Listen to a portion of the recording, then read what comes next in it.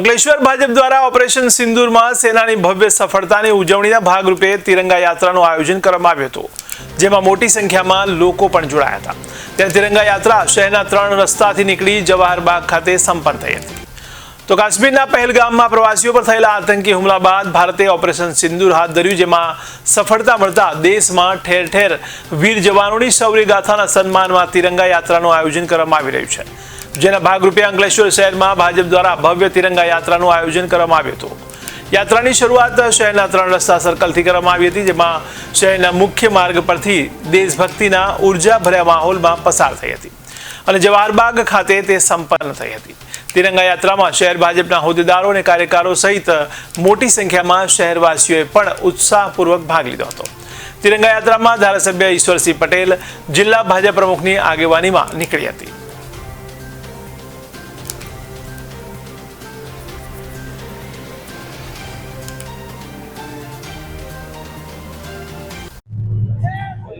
કાશ્મીરના પહેલગામની અંદર ત્રાસવાદીઓ દ્વારા જે કૃત્ય કરવામાં આવ્યું, 26 જેટલા નિર્દોષ લોકોને રહસી નાખ્યા, એના અનુસંધાનમાં આપણા દેશ તરફથી સિંદૂર ઓપરેશન એ કરવામાં આવ્યું। એની અંદર જે સ્ટ્રાઇક થઈ અને દેશના લોકોની અંદર પર રાષ્ટ્રભાવના જાગે, આ આશયથી જિલ્લા મથકે તમામ તાલુકા મથકે આ એક તિરંગા યાત્રા દ્વારા લોકજાગૃતિ લાવવા માટેનું આજે અહીંયા અંકલેશ્વર શહેર અને અંકલેશ્વર તાલુકાની થઈ રહી છે અને આના પછી 6:30 વાગે અંકલેશ્વર નોટિફાઈની અંદર પણ આ રીતે તિરંગા યાત્રા રાખવામાં આવી છે। ત્યારે તમામ લોકો જોડાઈ અને રાષ્ટ્ર ચેતનાને જગાડવા માટેનું જે અભિયાન છે એને આપણે સાથે કરીએ એવી શુભેચ્છાઓ પાઠવું છું।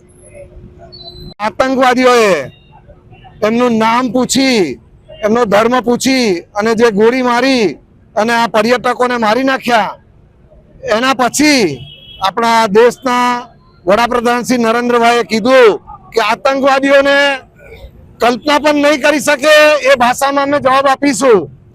અને આતંકવાદીઓના આકા જે પાકિસ્તાનમાં રહેતા હતા, તો આતંકવાદીઓના 9 જેટલા બંકરોને આપણા દેશની 3 પાંખના લશ્કરી વડાઓ તરફથી જે ઓપરેશન થયું અને એમના બંકરોને નેસ્ત નાબૂદ કર્યા અને 100 જેટલા આતંકવાદીઓનો પણ ખાત્મો બોલાવ્યો। આપણા દેશના જે લશ્કરી વડાઓ છે અને આપણા દેશની જે લશ્કરી પાંખ છે, એમના બિરદાવવા માટે, એમને પ્રોત્સાહન મળે માટે અને એમના ગૌરવ માટે સમગ્ર દેશમાં આજે તિરંગા યાત્રાઓ યોજાઈ રહી છે અને એમાં તમામ ધર્મના, જાતિના, ભાષાના લોકો પણ આ યાત્રામાં જોડાયા છે।